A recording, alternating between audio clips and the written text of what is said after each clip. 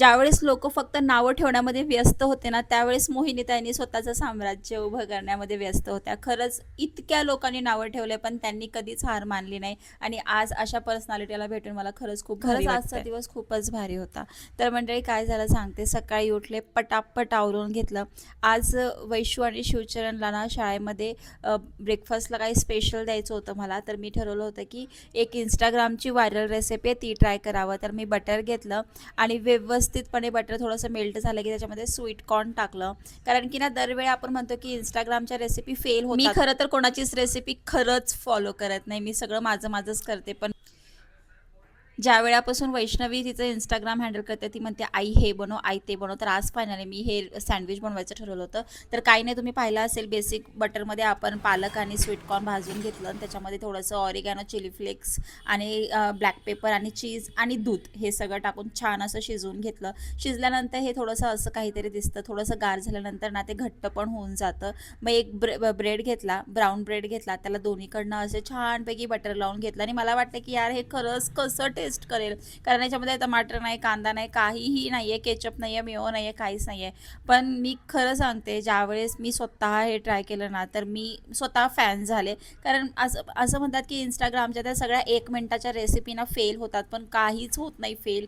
जर आपण प्रॉपर पद्धतीने फॉलो केलं तर खरंच छान होतं. आणि ना सगळं हेल्दी होतं, यामध्ये कुठलीच अशी गोष्ट नाही की ती अनहेल्दी होती. आपण कुठलंच बाहेरचं काही वापरलेलं नाही आहे. ब्राऊन ब्रेड आहे, चीज पण छान आहे, अमूलचं चीज आहे, दूध आहे, पालक, स्वीट कॉर्न. बरं, माझ्याकडे सँडविच मेकर आहे, त्यात मी करून घेतले काही सँडविचेस आणि काही मी पॅनमध्ये केले. तर आपण अशा पद्धतीने सगळंच करू शकतो. हे सँडविच मेकर असावंच असं काही नेसेसरी नाही आहे. तर एकीकडे मी शॉर्ट व्हिडिओ कसा शूट करते तेही दाखवलं. पण तुम्हाला सांगू का मंडळी, सकाळी 8ची शाळा आहे आणि इतकी धावपळ ना, आमची गाडी सर्व्हिसिंगला टाकलेली आहे. आम्ही भरपूर ट्रॅव्हल करून आलो ना मध्यंतरी, तर सर्व्हिसिंग, ऑइल चेंज बरंच करायचं होतं. तर 2-3 दिवस आम्हाला गाडी भेटणार नाही आहे. तर रोज सकाळी मला सचिनला सोडायला जायला लागतं टिफिन बनवून. आणि त्यानंतर मी जोपर्यंत सचिनला हॉटेलला सोडून येते ना, तोपर्यंत वैशू आणि शिवचरण आंघोळ करून तयार असतात आणि खायचं मग त्याच्यानंतर. इतकं धावपळ होतीये ना, पण काय असते ना, की आपण जर मेंटली प्रिपेअर असेल ना कुठल्याही गोष्टीसाठी, तर आपल्याला त्याचा जास्त त्रास होत नाही. मी नसले की शिवचरणच्या हातात हमखास मोबाईल येतो आणि खरंच माझ्याकडे पर्याय नाही. आता जे कोणी नावं ठेवेल ना, की मुलगा इतका मोबाईल बघतो, सांभाळता येत नाही का, तर मी म्हणते प्लीज या मदतीला, मला खरंच आनंद होईल. तुम्ही मदत कराल तर मला तेवढंच नाही का, थोडी हेल्प होईल. त्यामुळे नाव ठेवण्यापेक्षा मदतीलाच या सर्वात बेस्ट पर्याय हा आहे. सकाळचे 7:45 वाजले आणि तोपर्यंत एवढ्या गोष्टी झाल्या की टाईम कसा कुठे कसा निघून जातो काहीच कळत नाही. आणि खरं सांगते, सकाळपासून आतापर्यंत काहीही पिलेलं नाही आहे, खाल्लेलं नाही आहे. त्यानंतर पटकन आले, थोडंसं अर्धा तास थांबले होते, चहा वगैरे घेतला आणि पटकन स्वयंपाक करून घेतला आणि थोडा स्वयंपाक केला.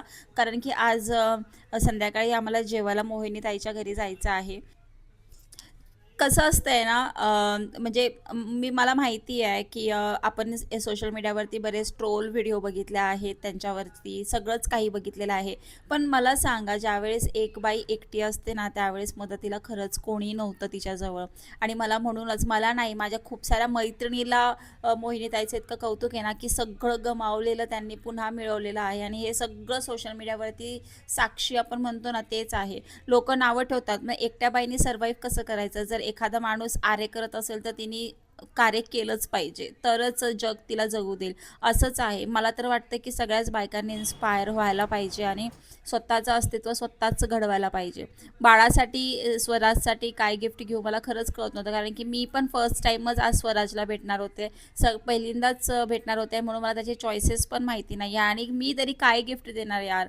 त्याची मम्मी एवढं काय काय घेते मेशोवरनं, स्वतःचं ते किती काय काय करतात. त्या बाळाला गिफ्ट खूप साऱ्या त्यांनी घेतलेलं आहे, पण मी एक नाही का काहीतरी घ्यावं म्हणून मग मी त्याला एक कलरचा बॉक्स घेतला मोठा, ज्याच्यामध्ये ते सगळ्या प्रकारचे कलर्स आहेत. आणि म्हटलं तेच एज्युकेशनल आहे. आणि नंतर मला माहिती आहे की शिवचरण दंगा करणार, म्हणून शिवचरणसाठी पण एक गिफ्ट घेतलं. कारण की मला माहिती आहे माझं पोरगं फार हे आहे, तो असं गिफ्ट देताना बघितलं की म्हणेल की मला पण गिफ्ट पाहिजे. त्यामुळं मी त्याच्यासाठी पण गिफ्ट घेतलं. त्यानंतर घरी आले, पटकन आवरून घेतलं. साधी साडी नेसली आहे. ही जी साडी आहे ना मी मेशोवरनं घेतलेली आहे. अगदी इतकी रिझनेबल प्राईस रेंजमध्ये आहे आणि इतकी छान दिसते ना, उठून दिसते अंगावरती. अशा काय भडक कलर नाही आहे, पण असा फिरता कलर आहे आणि एकदम सिंपल सोबर मेकअप केला आहे मी. जास्त काही करायचं नव्हतंच मला, एकदम सिंपलच जायचं होतं. कारण ज्याचा बड्डे आहे ना तेच उठून दिसलं पाहिजे, जी आई आहे तीच उठून दिसली पाहिजे, म्हणून आपण साधं सिंपल गेलेलं बरं. तर अशी ही साडी नेसली आहे मी आणि जी मेशोवरनं मागवली होती ना, तर त्याची लिंक मी तुम्हाला देईल जर पाहिजे असेल तर. मी जे काही घातलेलं आहे ना आज ऑनलाईन जे असेल मी ते लिंक तुम्हाला डिस्क्रिप्शनमध्ये देते. तर अशी मी छान रेडी झालेली आहे आणि मला आतापर्यंत बिलकुल पण कल्पना नव्हती की ते लोकेशन माझ्या घरापासून किती लांब आहे. घरी आल्यावर तू हे खोलायचं, दादाचं तिथं जायचं, ठीक आहे? तिथे रडू नको हा. हे गिफ्ट घरात ठेवते, हे गिफ्ट घरात आल्यावर खोलायचं आपण, ओके? हे गिफ्ट तुझं आहे. हे बघ दादाचे छोटे मोठे बघ. बसा.